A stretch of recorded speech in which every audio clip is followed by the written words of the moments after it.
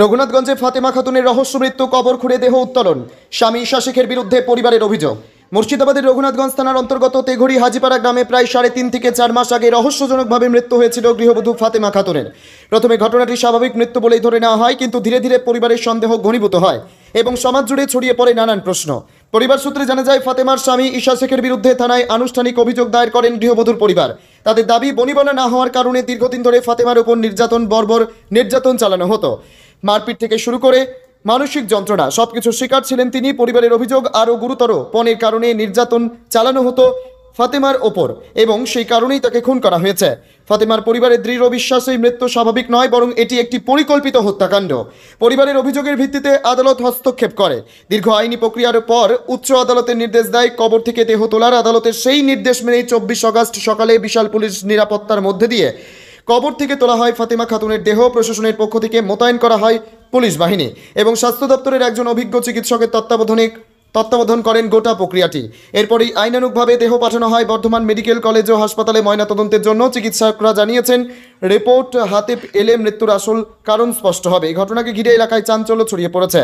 গ্রামের মানুষ কেউ আতঙ্ক নিয়ে তাকিয়েছিলেন, কেউ আবার নিঃশব্দে দোয়া করছিলেন, আল্লাহ তাকে মাফ করুন, সত্য প্রকাশক। সমাজে অনেকেই বলছেন, যদি সত্যি পণের জন্য ফাতেমার মৃত্যু ঘটে থাকে, তবে সেটি শুধু একটি পরিবারের শোক নয়, বরং গোটা সমাজের জন্য এক কলঙ্ক। বিশেষজ্ঞদের মতে, এই ঘটনা আবারও সতর্ক করলেও পণ প্রথা কেবল বেআইনি নয়, এটি এক নীরব মহামারী, যা প্রতি বছর অসংখ্য নিরীহ নারীর জীবন কেড়ে নিচ্ছে। ফাতেমার পরিবারের দৃঢ় কণ্ঠে দাবি, একদিন না একদিন ন্যায় বিচার আসবেই, আর মৃত্যুর আসল রহস্য কোনোভাবেই চাপা থাকবে না। 10 দিন আগে ইজাজ আহমেদ 1 নম্বর আসামির সাথে ফাতেমা খাতুনের আমার বোন, তার বিবাহ হয়। বিবাহিত যে পণের দাবি, সে দাবি দেওয়ার পরও দিন দিন মানে অত্যাচার ওদের বাড়তে থাকছে।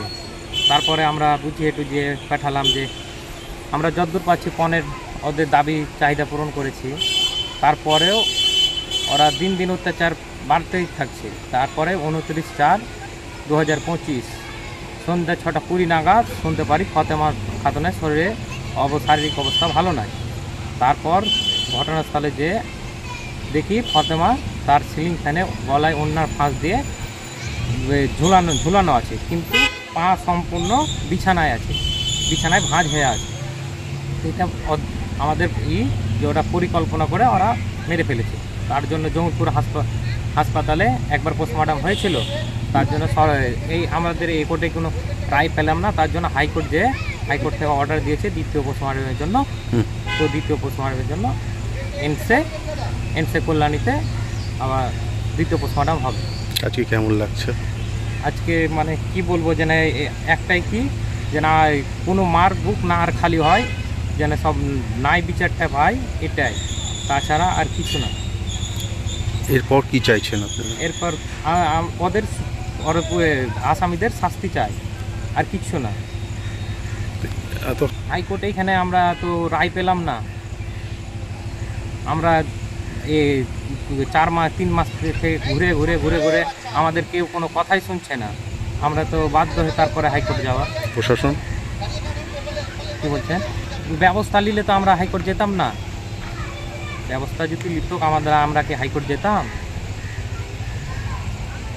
কি নাম তোমার? আমার মোহাম্মদ হাসান শেখ, ঈশা শেখ আমার বোন। কতদিন আগে বিয়ে হয়েছিল? 1 বছর 9 দিন 10 দিন হবে। কোথায় বিয়ে হয়েছিল? ইসলামপুর। আর তোমাদের বাড়ি? আমাদের বাড়ি তেঘড়ি হাজিপাড়া।